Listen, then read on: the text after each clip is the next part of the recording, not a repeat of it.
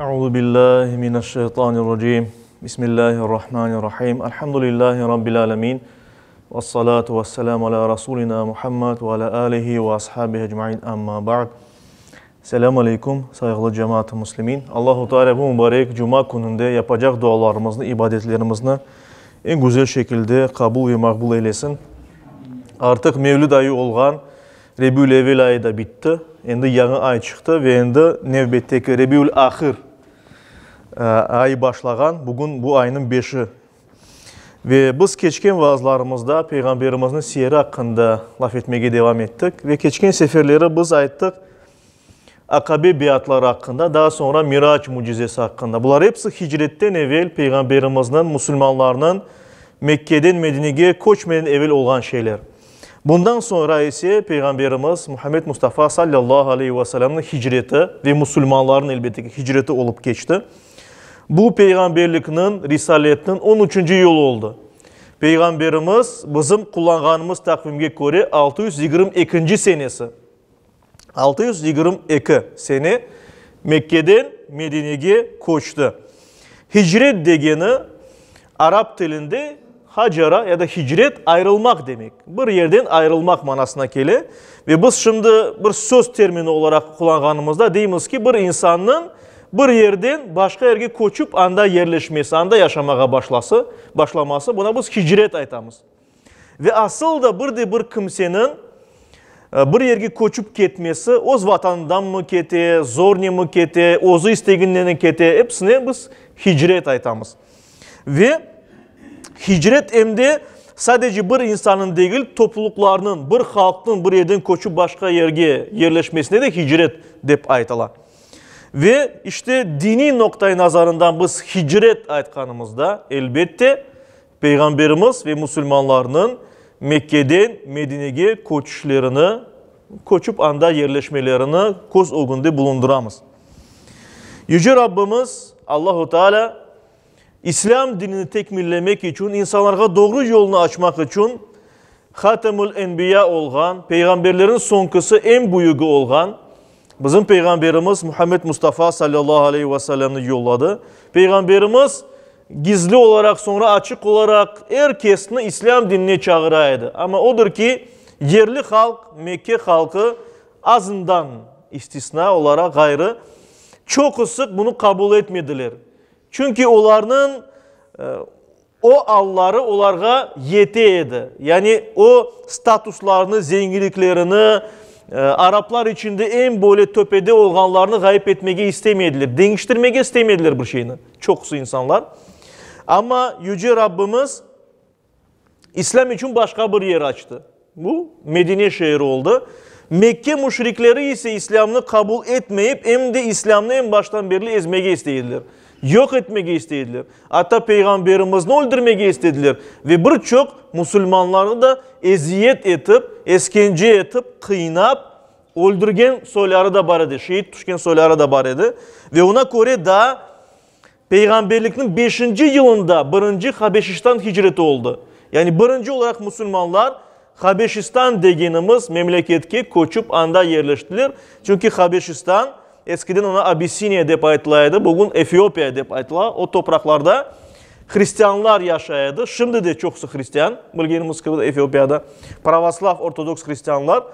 Ve o yerde Müslümanlar rahat yaşarlar degen bir umut var idi. Peygamberimiz izin verdi. Anda barınız dedi. En zayıf Müslümanlarga, dinni rahat yaşamaya istegen kimselerge.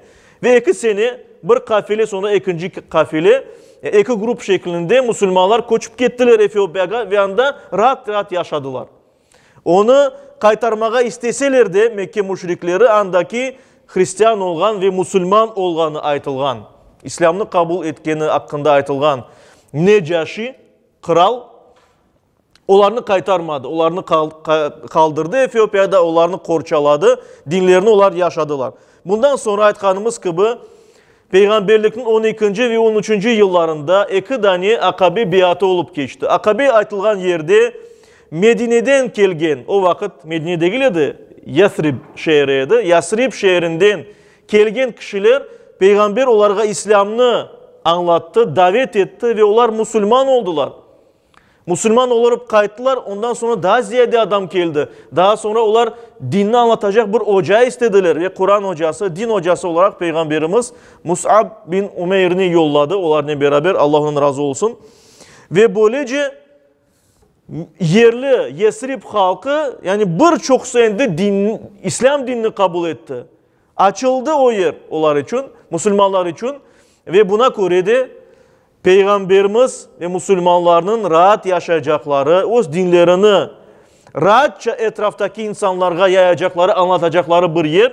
Ve Allah-u Teala buna göre de hicret emrini verdi. Yani koçmek gerek deyip emir etti Müslümanlara. Ve bu da aytkanımız gibi miladi bizim takvimimizge göre 622 senesi olup geçken bir şey oldu. Hadiste bu böyle anlatıla. Bukhari'de geçkin bir hadis-i şerifte Ayşe anamız Allah ondan razı olsun böyle ayette. Kâlen nebi sallallahu aleyhi ve sellem lil muslimin. Peygamber Allah ona salavat getirsin inşallah. Ona o merhametini, lütfunu genişlettirsin sallallahu aleyhi ve sellem. Müslümanlara böyle ayette. İnni uritu dara hicratikum. Men sizin hicret edeceğiniz diyarını gördüm. Bana görsetildi dedi. Yani Peygamberimizin koz oğunu getirildi. Kayda koçacaklar Müslümanlar. Zaten nahlin o yer hurmalıktır. Yani anda hurma palmaları olsa. Yani Arap hurmaları bilgenimiz. Finikler yani finik palmaları, hurma palmaları olsa. Beyne labeteyn iki kara kaya arasında dedi o. Ve gerçekten de işte Medine'nin bilemez anda Medine ve Mekke onlar böyle kara kayalar içinde. Güneşte yangan kayalar içinde. Fahacara men hacara kıbelel Medine. Bundan sonra kim icret etken olsa o icret etti Medine taraflarına. Ve raca ammatu men kana hacara bi ardil habaşa. Ve Habeşistan topraklarına koçup ketken, icret etken Müslümanların çokusu onlar da andan Medine'ye, Yesrib tarafına koçup geldiler. İlal Medine de buyura Ayşe anamız. İşte bundan sonra Yesrib şehrini, küçük bir şehir çıkıyordu. Birkaç binlik yaşayadı insan anda şehrin özünde ve etrafında bahçelerde, küçük koyçuklerde, kasabalarda. Ve işte o günden beri Medine'ye yani Yesrib şehrini Medinetun Nebi, Peygamberinin şehri deyip aytıldı. Sonra kıskadan El Medine yani şehir deyip aytıldı. Yani şimdi konumuzda resmi adı El Medinetul Munavvara. Yani aydın, nurlangan, nur etrafında olan şehir manasında. Peygamberimizin şehri. Ve Medine İslam'ı yaşamak ve İslam'a davet etmek için elverişli bir yer oldu. Allah-u Teala öyle yarattı ki o yerden İslam nuru her yerge tarkap başladı. Hicret esnasında Müslümanlar gizli gizli koçmeye başladılar. Niye için? Çünkü korkaydılar ki onları toktatacaklar, kanlarına kızdıracaklar, yibermeyecekler, kıynayacaklar vesaire ve ona göre Müslümanlar birkaç adam böyle toplanıp gece bir kimse görmegende şehirden çıkıp koşup geteydiler. Sadece bir kişi açıktan koştu. Onun hakkında en azından rivayet var. Hazreti Ömer bin el-Hattab açıktan kunduz Kabe'nin yanına geldi, tavaf etti ve ilan etti. Ben hicret ettim. Mekke'den Medine'ye Yasrib şehrine koşacağım deyip ve böylece koşup gitti.